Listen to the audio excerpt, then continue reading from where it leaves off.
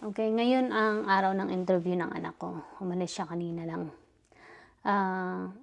Malayo yung pag-i-interviewhan niya, mga 1 hour and 28 minutes, so 1 and a half. Yun, doon ko na siya pinag-apply. Marami siyang in-applyan doon, siguro nasa 4 na.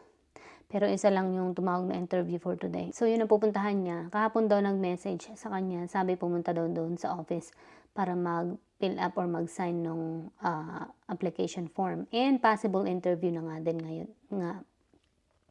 So kaya pumunta siya ngayon. Sabi ko, sige, baka dyan ka makahanap ng trabaho. May pilitan tayo na dyan ka muna tumira. Kasi nga, wala namang makuha ng trabaho dito. Anong gagawin natin, di ba? At least 1 hour and a half lang naman. Madali kitang mapupuntahan pag day off ko. Pwede kitang puntahan. At ikaw, ganun din. Yun. Mas malapit kaysa naman tumira ka dun sa 7 hours away. Mas malayo yun. Kaya tinanggap na rin niya. Mas maganda kung tumawag din yung ibang interviewer ngayon para interviewin siya. Mas maganda kasi mapupuntahan niya at the same time lahat. Yun. Kaso isa lang muna ang tumawag. So, ang mangyayari ay magdadrive siya balikan doon. Hayain na nang masanay siya. Maigi na masanay siya. And then sabi ko, pag natanggap ka na ng trabaho dyan, magsisimula na tayo maghanap ng bahay. I don't think may waiting list para makakuha ng bahay. Tatawagan natin. Yun, madali lang namang makahanap ng apartment Yun. Kaya kung halimbawa at habang naghahanap pa ng apartment siya, baka mag-hotel muna siya para hindi na siya magbalik-balik dito. Yun.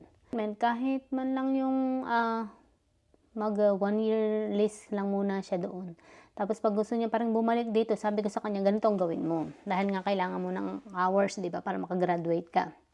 Kasi kasama yun sa internship niya. Yung kanyang gagawin ngayon, kung matatanggap siya sa trabaho, yun yung pinaka-internship niya. Kung makuha niya yung hours na yun, equivalent to 3 months yung internship niya. So, maganda. Sabi ko, pag nakuha mo na yung hours na yun, syempre, kasunod na nun ay magkukuha na siya ng exam para sa state board.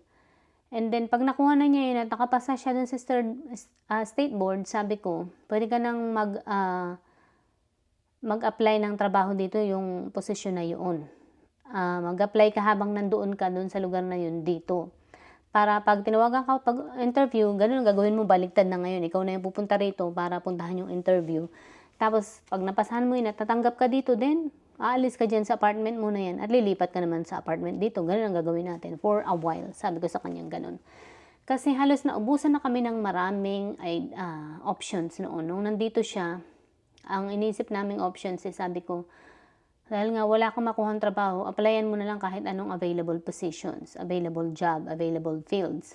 So, kahit yun ay wala pa rin siyang makuha.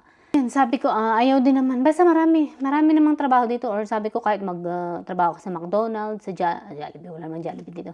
McDonald's or Pizza Hut, kaya mag-apply ka doon. Ayaw niya nung una kasi sabi niya, ayoko noon kasi dead-end job yun. Sabi ko sa kanya. Nagulat ako sa kanya, sabi ko sa kanya, dead-end job, lahat tayo ay nagsimula dyan. Alam mo ba?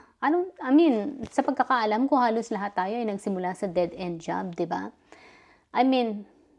Siguro kung mayaman ka, then hindi ka nagsimula sa dead-end job. Or, I don't know. But I think for me, halos lahat ng kilala ko is nagsimula sa dead-end job. But siguro naman I'm wrong. Baka naman hindi lahat.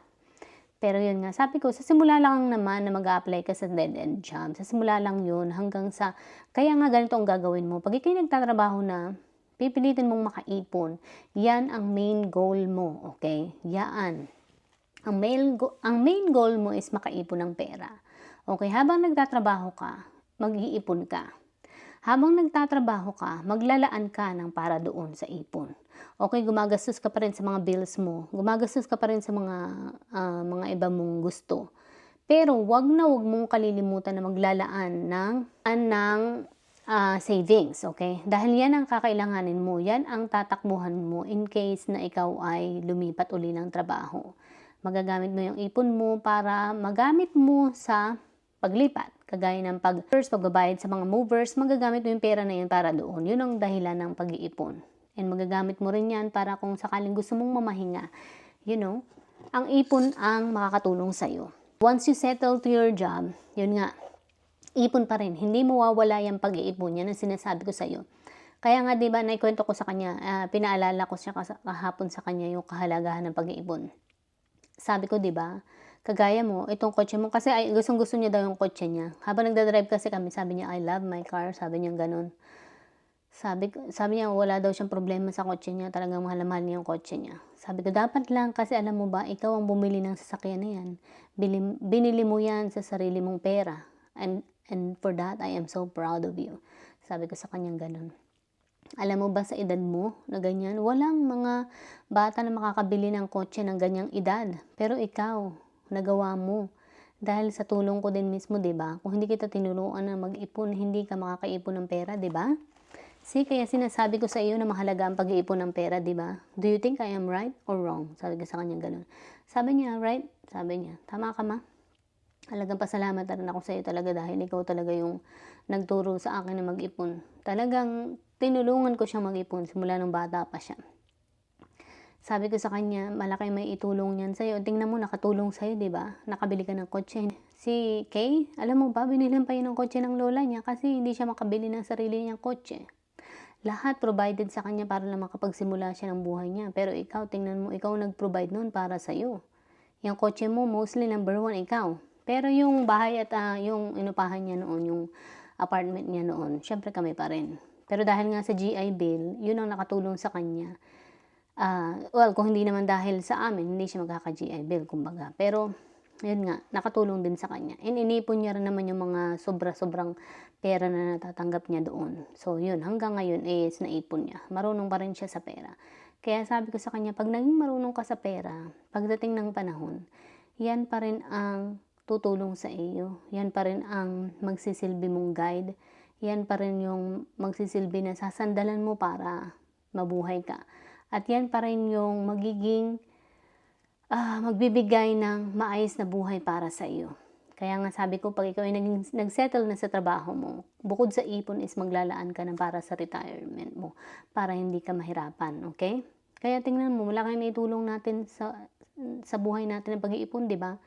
Dahil tuwing may mga sakuna nang nangyayari, nagagawa natin ng paraan dahil nga meron tayong naipon, meron tayong pinagkukunang pera. Dahil doon, kagaya nung nag-shutdown, nagawa natin na ma-sustain pa rin ang pamumuhay dahil doon. Pero kung hindi tayo naging marunong, talagang walang mangyayari. So yun ang gusto kong i-share. And sana matanggap siya sa trabaho niya. I'm so excited. Sana nga matanggap na siya doon. Tutuloy ko yung pagkakape ko. At mamamahinga uli. Yes, ganitong gawa ko. Matulog, kumain dahil nga doctor's advice na 2 days ako magpapahinga. Nakatulong naman yung pagtulog-tulog ko, nakatulong ang paghiga-higa ko. Pero hindi ko alam kung hanggang kailan itong gamot na nasa katawan ko na mananatili. Baka sandali lang, pero hopefully naman na hindi. Sana nga umayos ang pakiramdam ko.